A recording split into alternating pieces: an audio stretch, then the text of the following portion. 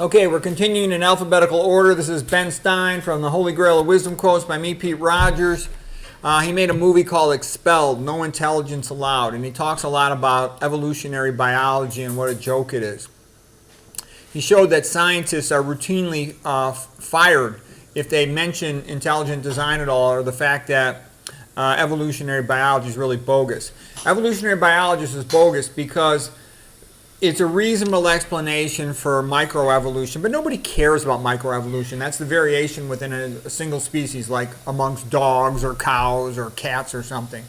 All right, what really matters is where do new and different species come from? Where does the origin of life come from? That's macroevolution. And evolutionary biology, Darwinism, neo-Darwinian biology, all of it's a joke for that.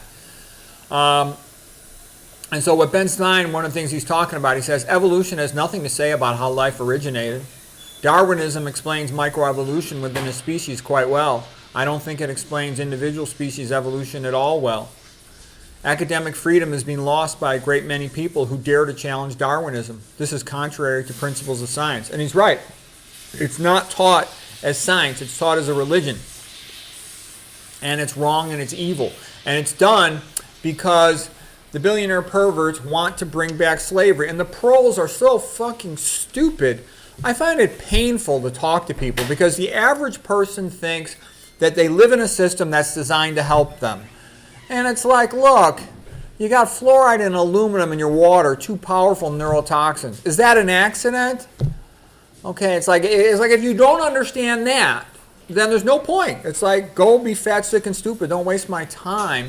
But as simple as that was, in my experience, probably at least 7 out of 10 people don't understand that. Simple.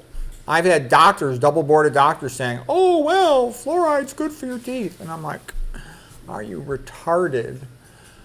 Okay, he says, Ben Stein, Darwinism gave the basic okay to terrible racism and the idea of murder based on race. Yeah, Darwinism basically said the reason why the British like it, at that time they ruled the world, and it says, survival of the fittest. We, the British, are the fittest, therefore we can do whatever we want to everybody else. Okay, my father was from Ireland, and the Irish were basically handled as slaves and serfs by the British, brutalized by the British, starved to death by the British in the Great Potato Famine.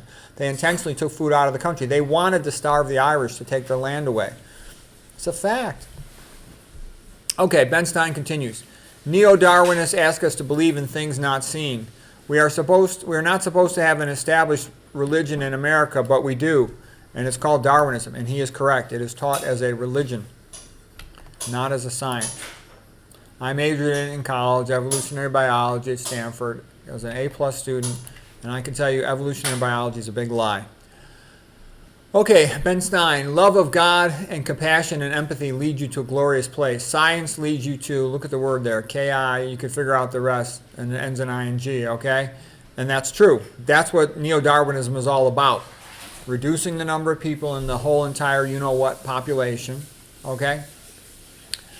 Ben Stein, be grateful. It's the only totally reliable get-rich scheme. Personal relationships are fertile soil from which all advancement, all success, and all achievement in life grows.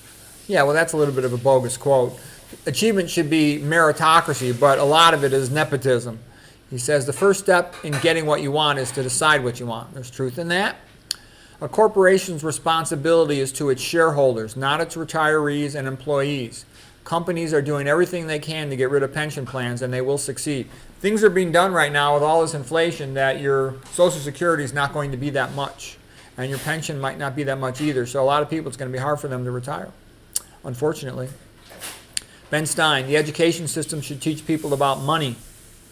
Freedom is the essence of America. Yeah, when I was growing up, that was the big thing we emphasized about America was our freedom compared to like Russia, scumbag commies, evil empires, how we thought of them being unfree. But, freedom's drifting away in the United States because people don't appreciate it. Okay, so then he says, freedom of inquiry in science is being suppressed. Oh yeah, scientists at universities, if they contradict the narrative, teach intelligent design, you're fired, okay? Go against what the corporations want to give money to the university, you're fired.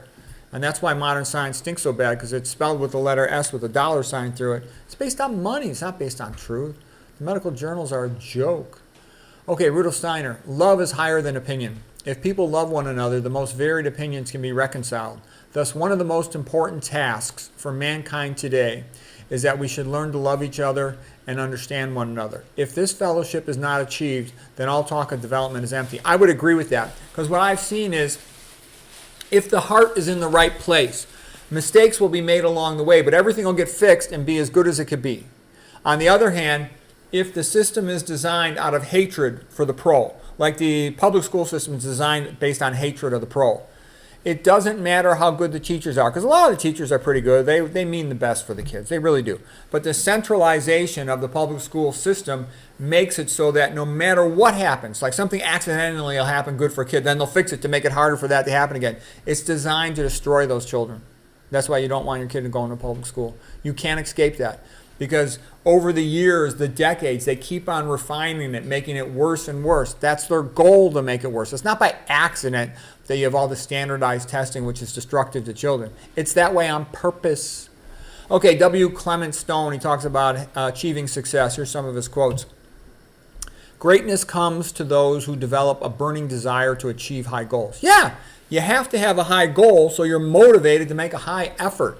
If you don't have a high goal, then why make a high effort? You're never going to do anything. Definiteness of purpose is the starting point of all achievement. You affect your subconscious mind by verbal repetition. I know that's true, because like when I have a big thing coming up that I want to do, I say to myself, I can do it, I can do it. And I know that helps me. You know, I have to get myself psyched up to do something. You know, I can write this book. I know I could do it. Why can I write this book? And I'll have a conversation in my head. I can write it because I know all these other experts, they're not doing this, this, and this, and I can do those things, so I'm the one to do it, I'll do it. That's kind of like the conversation I have with myself. Why is it worth doing? Because a lot of people will benefit from this, and I want to prove that I can do it, and I'm going to show I can do it, I'm going to do it. That little conversation is helpful. You know, because I would sometimes talk to myself when I would be studying, thinking about a project, and I'd walk around in circles thinking, and sometimes I would talk out loud, and I'd say to myself, I can do it, I can do it. And like my kid would walk by and go, I can do it, like they're mocking me. But I know what it takes to achieve big things, and I know that helps. All right, Clement Stone continues, be careful the environment you choose, for it will shape you. Be careful the friends you choose, for you will become like them. That's totally true. If you want to achieve high, get around the people who are achievers. When I was in college at Stanford in wrestling, you know, I had a disappointing season my second year as a sophomore. You know, I had a winning record, but I should have been dominating, and I wasn't.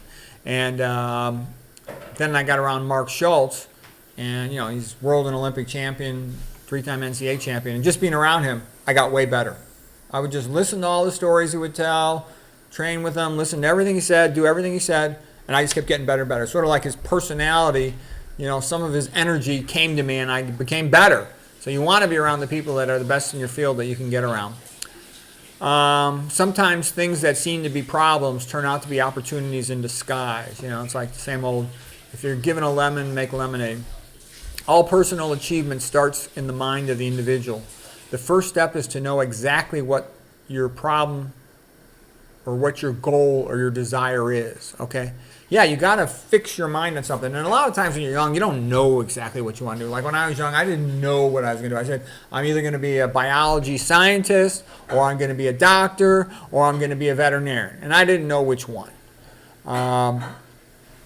And then I kept learning and learning and learning. And, you know, like I didn't want to go to veterinarian because there's no money in it, in the sense that, you know, you just do 4 years of vet school. There's no interest in specialty training, advanced things. And I saw in medicine, imaging-guided surgery in particular, a growing field, I could keep on developing and developing and developing. New residency, fellowship, et cetera, et cetera, et cetera.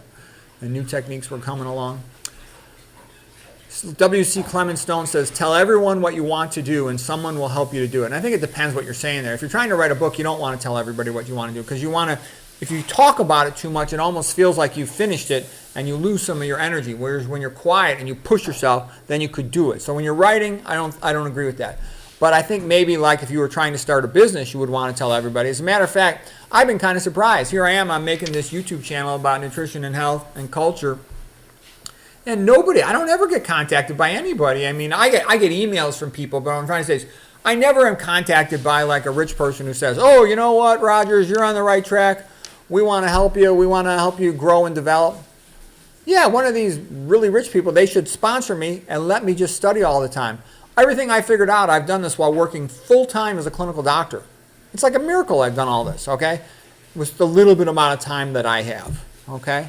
When I want to write a book, I say to myself, well, I got this weekend off, and this weekend off, and this weekend, and this weekend. Because I listen to these people who say, well, it took him 11 years to write this book. And I'm like, you know, are you fucking retarded? When I want to write a book, I got, you know, maybe about 4 weekends that I'm going to devote to it. Meanwhile, I'm always planning, and I'll give talks, and I'll have built up the information, but then I'll transpose it from my PowerPoint talks into a book. But that's how I could write the book really fast. And I have to do it really fast. Okay, anyways, that's it for quotes for today. I hope you found it helpful.